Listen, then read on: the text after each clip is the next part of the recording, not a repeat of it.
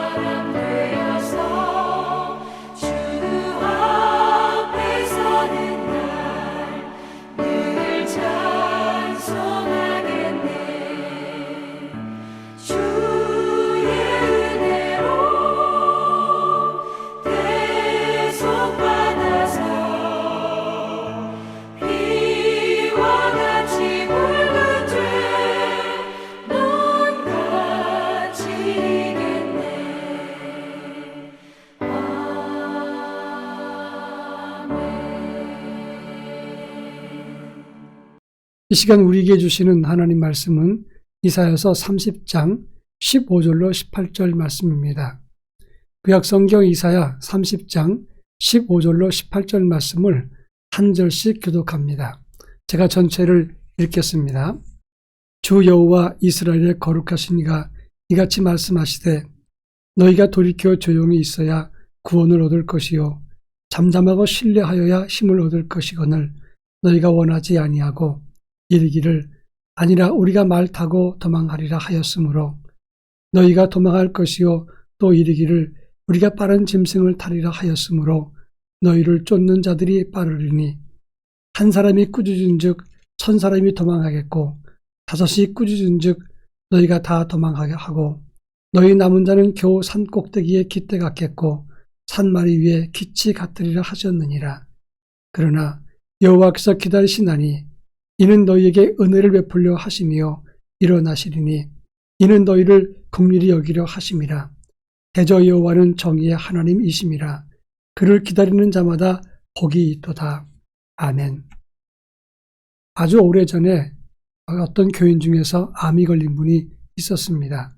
수술하면 간단하게 끝날 수 있는 암 초기였다고 합니다. 근데 이분이 소위 예언하고 신령한 분에게 가서 물었습니다. 근데 그 사람이 말하기를 아멘 칼대면 그냥 크게 퍼진다. 수술하지 말라고 이야기를 했습니다. 이분은 믿음이 좋았던 건지 그 말을 믿고 수술을 거절했다가 결국은 암이 커져서 돌이킬 수 없어서 사망에 이르게 되었습니다. 그 과정을 자세히 지켜봤던 저는 대단히 염려스러웠습니다. 그분은 대단히 크게 후회를 했지만 이미 때 늦었기 때문에 후회해도 소용이 없었습니다.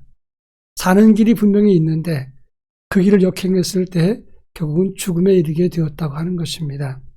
늦게나마 후회해도 이미 돌이킬 수 없었던 것입니다. 우리 인생도 마찬가지입니다. 오늘 우리가 읽은 본문의 말씀은 하나님의 구원 약속보다 애굽을 더 의지했던 이스라엘이 결국 하나님의 심판을 받고 그들은 전쟁 중에 패전병같이 되리라 이렇게 말씀한 것이 오늘 본문의 내용입니다. 그러나 하나님은 여전히 그들을 기다리시고 하나님께 돌아오는 자는 그들을 살리리라 이렇게 말씀했다는 것이 오늘 본문의 마지막 부분입니다. 왜 이스라엘은 하나님의 구원의 길에서 돌이키지 않았는지 또 우리가 어떻게 해야 구원받게 되는지를 이 본문을 중심으로 함께 살펴볼까 합니다.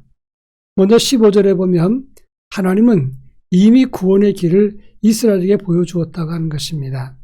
15절에 너희가 돌이켜 조용히 있어야 구원 얻을 것이요 잠잠히 하나님만 신뢰해야 힘을 얻을 것이라 이렇게 말씀했습니다. 여기 아주 중요한 구원의 단어 두 가지가 나옵니다. 첫째는 돌이키다 하는 말인데 이 단어는 슈브란 말입니다. 이 단어는 회개를 뜻하는 단어인데 하나님을 의지하지 않고 애굽을 의지했던 것을 돌이키라, 철회하고 회개하라 이렇게 말씀했던 것입니다. 그리고 또 하나의 단어는 조용히 있어야 라고 하는 단어입니다. 이 단어는 나아트란 말입니다. 하나님만 의지하고 신뢰하는 중에 그래서 얻어지는 휴식과 안식과 평화를 의미한다고 하는 겁니다. 그 당시 이사야 당시에는 이스라엘은 4분 5열이 되었다고 하는 점입니다.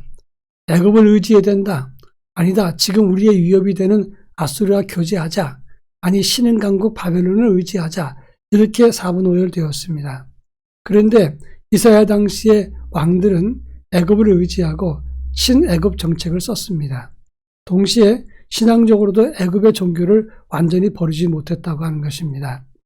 하나님은 말하기를 그것은 너희의 살 길이 아니니 돌아오라. 이렇게 여러 차례 경고하고 말씀했습니다. 그런데 그들은 구원의 길을 주셨지만 그들은 그 길을 택하지 않았다고 하는 것입니다. 16절에 보면 우리가 말을 타고 도망하리라 이렇게 말했습니다. 이 말이라고 하는 것은 애굽의 기병과 말을 의미하는 것이고 군사력을 의미하는 것입니다.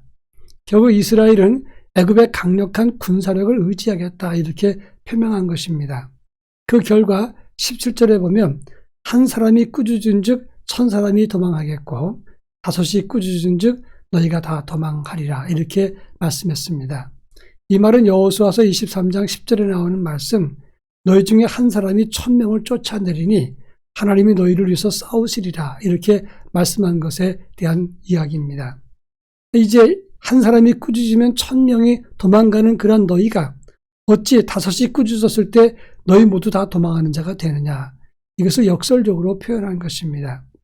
너희는 이제 그 담대한 기백을 잃었다. 적들이 5명이나 소리 질러도 너희 전부가 다 도망가는 비겁한 신세가 되지 않았더냐. 이것을 지적한 것입니다.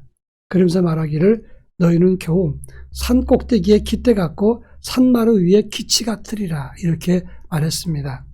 이 깃대 같고라고 하는 말은 너희는 패잔병이 돼서 산 꼭대기에 높이 솟아있는 그런 깃대 기둥같이 초라하게 되리라 이렇게 말한 것입니다. 여러분 산 꼭대기에 아무도 돌아보지 않은 곳에 높이 서 있는 죽은 나무를 보신 적이 있습니까? 바로 이스라엘이 그와 같은 신세가 된다는 것을 말하는 것입니다.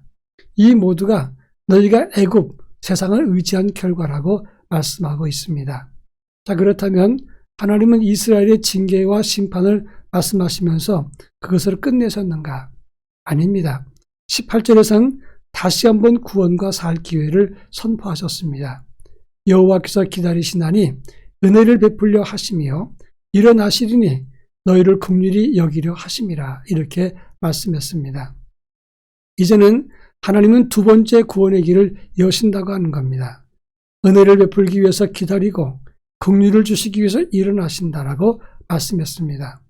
전에는 구원의 길을 알려주었지만 이제는 적극적인 액션을 취하시면서 기다리고 일어서신다고 말씀을 했습니다. 여러분, 사순절이 어떤 의미가 있습니까? 예수님께서 구원주 되신다는 것은 1차 구원의 길을 여신 것이고 또 그리고 지금은 2차 구원의 길, 십자가의 진리를 말씀하면서 우리를 위해서 기다리고 일어서시는 그 주님을 깨닫게 하는 것이 바로 사순절의 진리의 길이라고 말씀할 수 있는 것입니다. 구원의 길, 그분이 만드신 십자가의 길만이 우리 인생에 사는 생명의 길입니다. 생기와 활력과 영생과 하나님과 교제하는 길은 다른 데 있는 것이 아니라 예수님과 함께할 때 그 길이 이루어지는 것입니다. 우리 모두 사순절을 걸으면서 주님께서 내신 1차, 2차의 구원의 길을 꼭 붙잡고 믿음으로 가는 하나님의 사람이 되기를 바랍니다. 다 같이 기도하겠습니다. 세상 권력을 의지하지 않고 하나님만 바라보게 하옵소서. 또 한 가지는 남은 구원의 길 절대로 놓치지 않고 그 길 붙잡고 생명의 길을 가게 하옵소서. 다 같이 기도하겠습니다.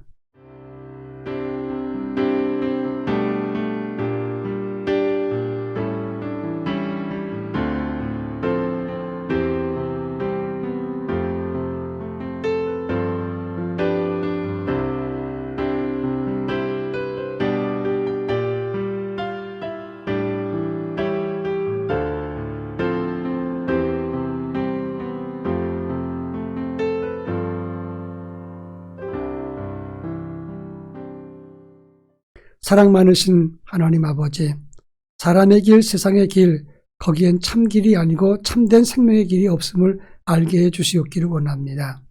주님이 보여주셨던 이제 마지막 구원의 길, 그 십자가의 길을 꼭 붙잡고 놓치지 않는, 그리고 하나님과 교제하는 길을 걷는 아버지의 거룩한 자녀들로 저희들을 지켜 주옵소서.